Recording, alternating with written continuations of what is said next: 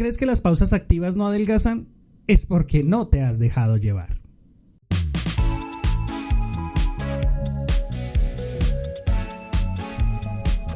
Hola, este es un espacio donde te presentamos nuestro punto de vista. Un espacio para que, al igual que nosotros, nos adentremos en el mundo de la prevención. Aquí podremos ver la seguridad desde otra perspectiva. 1, 2. Hola a todos, ¿cómo están? Bienvenidos a este nuevo programa.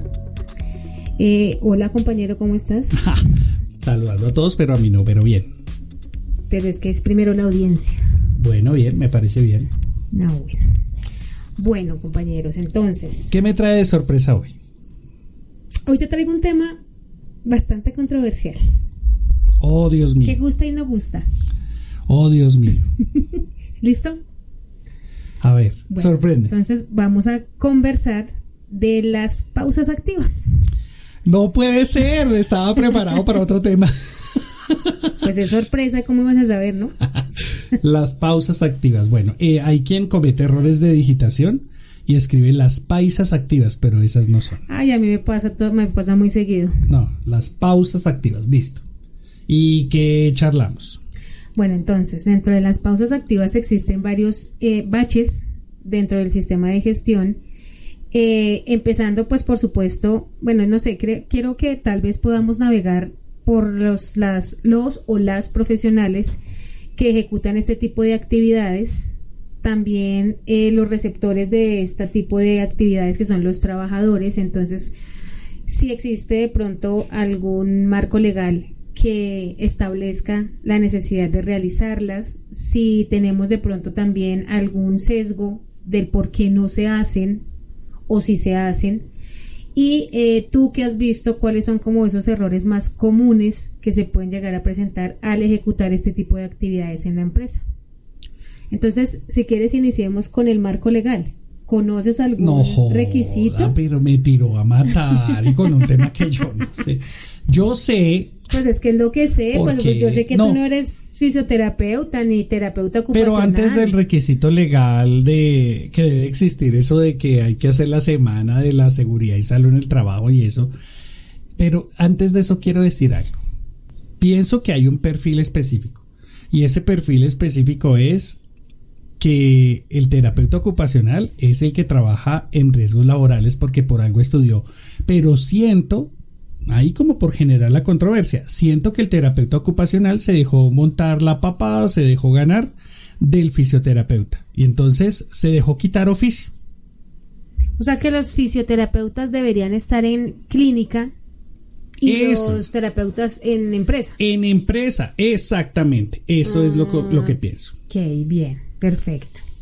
Bueno, y con respecto al tema del requisito legal, ¿sabes si hay algún requisito legal de pronto que establezca la obligatoriedad de hacer este tipo de actividades en las empresas?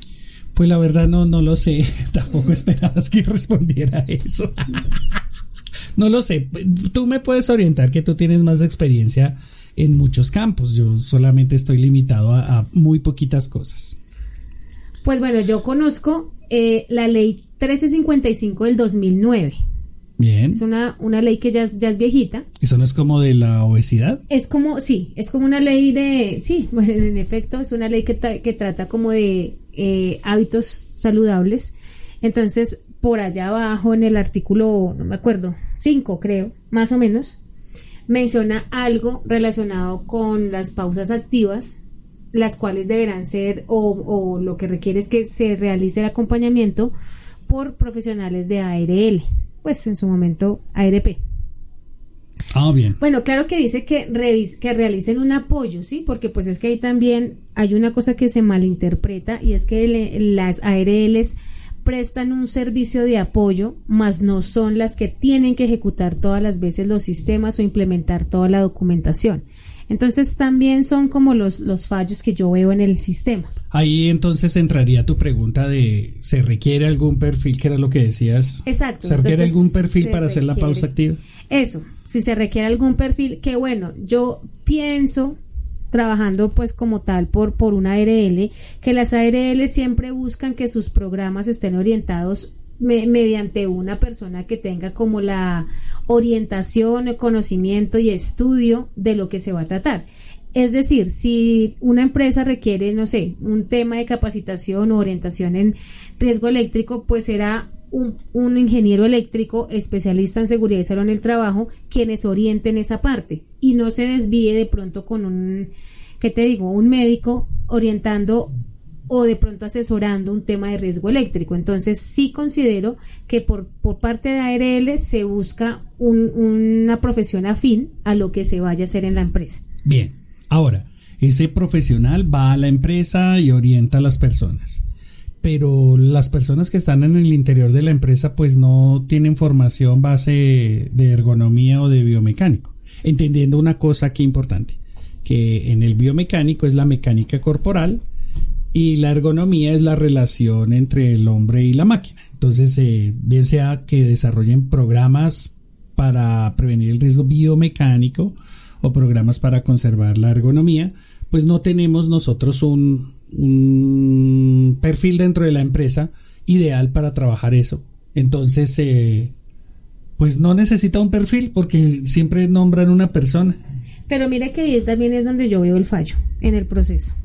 Porque resulta que cuando yo no puedo generalizar la pausa activa, recordemos que eso es un espacio de controversia, ¿sí? No tenemos la última palabra, ni por supuesto sabemos. Punto de vista. Exacto, son solamente puntos de vista. Entonces, desde mi punto de vista, ¿yo qué puedo opinar? Que incluso los mismos profesionales de ARL que realizan este tipo de actividades fallan en el proceso. ¿Por qué lo hacen? O porque siento que pasa. Porque resulta que no se generan como unas estrategias para identificar la sintomatología real del trabajador. Por ejemplo, si es un trabajador que tiene, no sé, lesión en miembros inferiores, pues yo tendría que tener digamos que como encargada de la parte de pausas activas, debería tener la capacidad de saber qué tiene cada persona y con ello no le pongo ejercicios de pronto que le puedan generar una lesión adicional. O solo le desarrollo ejercicios en manos y cuello y resulta que en las piernas nada. O de pronto necesita sí un estiramiento diferente en miembros inferiores y yo lo paso por alto y a todos los pongo a hacer la misma pausa activa.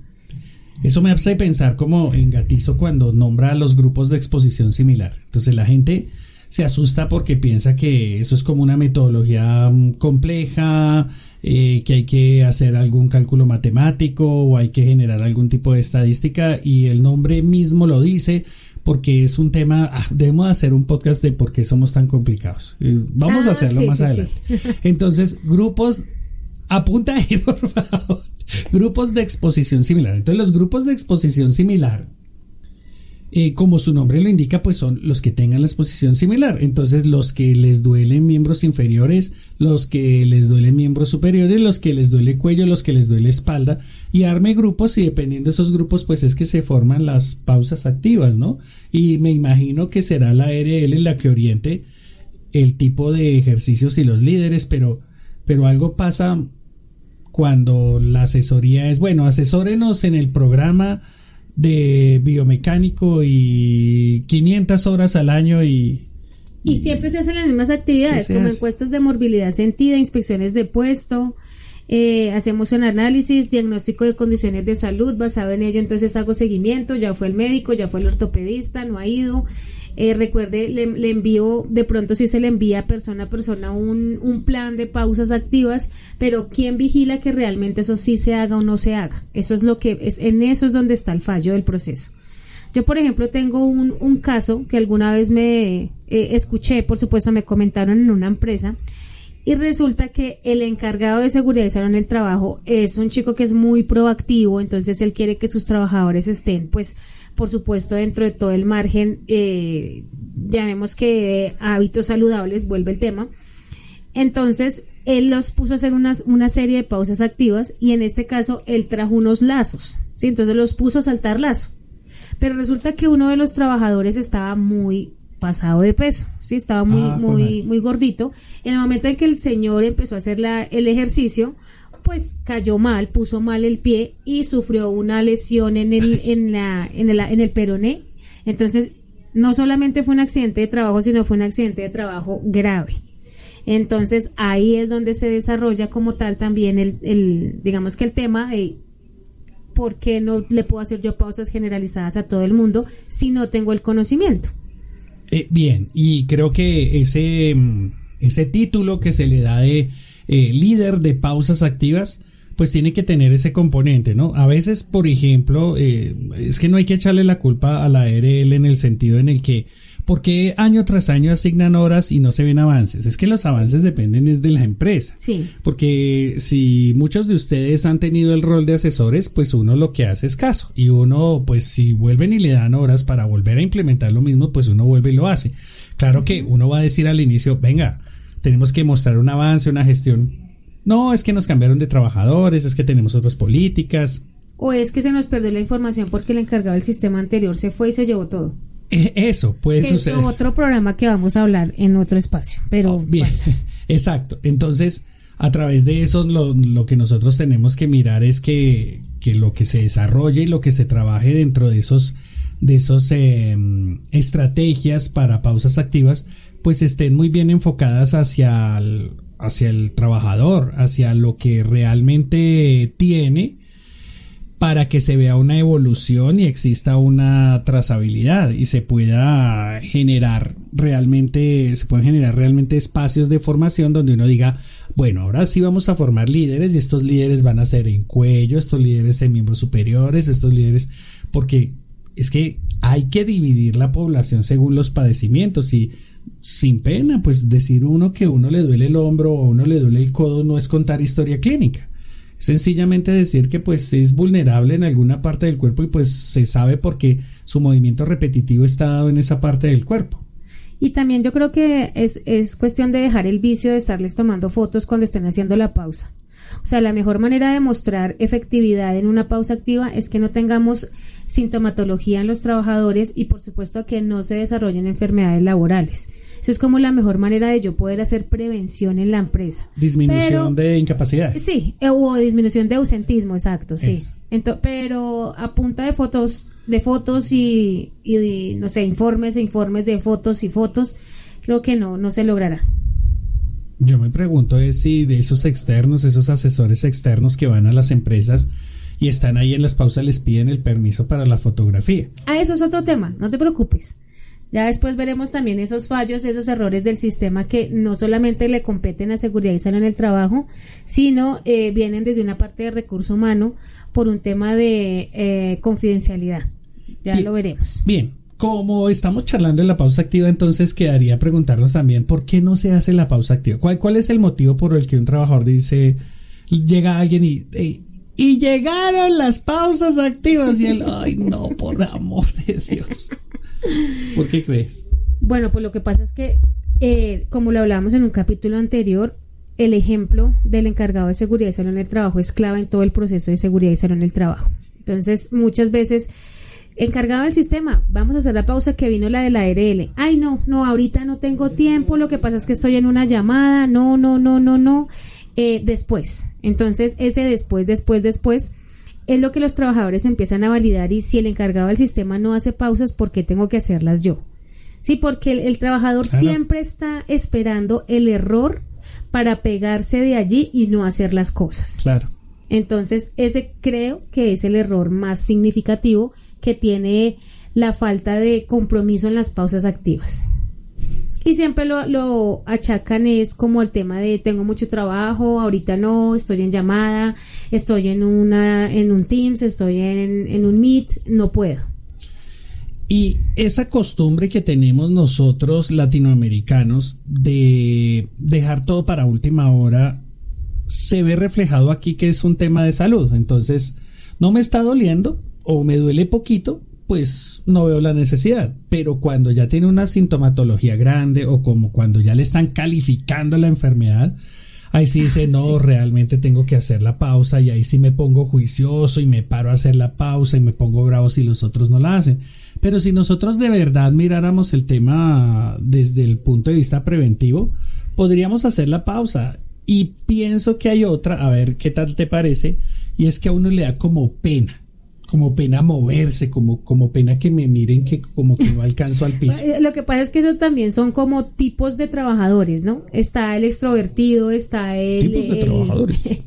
el que como que está muy ensimismado, está el que es normal, está la que va en minifalda y no se puede mover porque se le ve todo.